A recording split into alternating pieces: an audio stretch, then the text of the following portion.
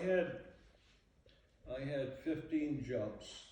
I had 9 free fall, and I had 6 of them that were static line jumps.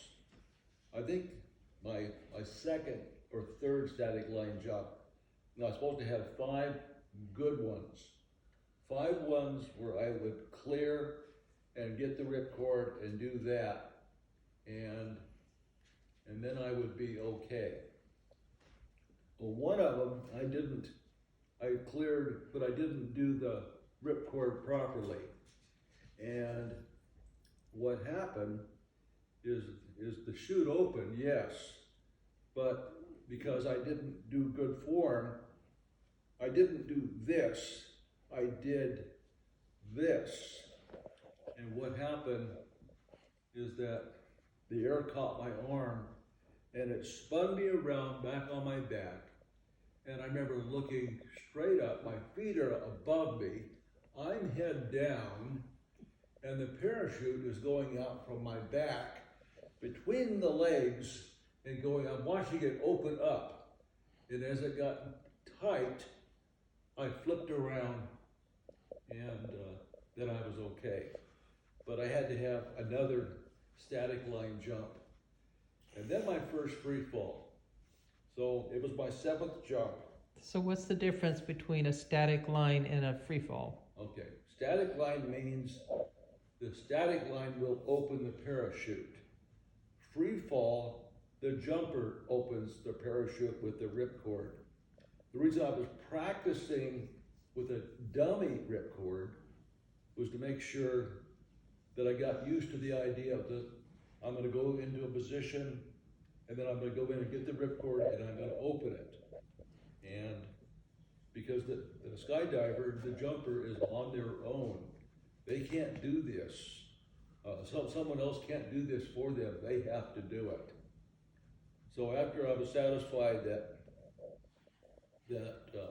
I knew the technique to do it, then I went up for my first free fall. And I did the same thing, I just didn't have a static line. I was going to open my own parachute, and on the parachute's a ripcord, and I can show you a little bit the 4 pins that it's attached to. Right now this parachute is almost open, it's being held closed by 1 pin. So I went out, I left the aircraft, I pushed away, opened up into the open swan dive, and then I went in, made the position, pulled the ripcord, but then and only then did the chute open. And I waited, and I waited, and I waited, and finally it opened. What I didn't realize is I'd gotten used to jumping from the aircraft, opening, doing this, and at this point, the chute was open. Because I wasn't thinking that this whole time that I'm jumping, as I'm falling, the static line is already opening the chute. It's already happening. And you're sometimes 300 feet below the aircraft before the parachute actually starts to come out.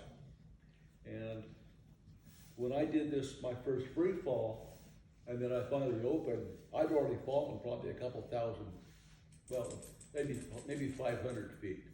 And then it opened, what a big relief. And that was something.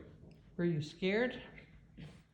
I was scared on my second jump because I realized had I had malfunctions on my first jump, I may not have been able to do the right thing. So a lot of the training went back over, what do you do if this happens? What do you do if that happens? Sometimes when a parachute doesn't open properly, it's called a malfunction. And there's many different kinds of malfunctions. And there's different ways that you can fix them. And so that was, on my second jump, I'm thinking what I should do in emergencies.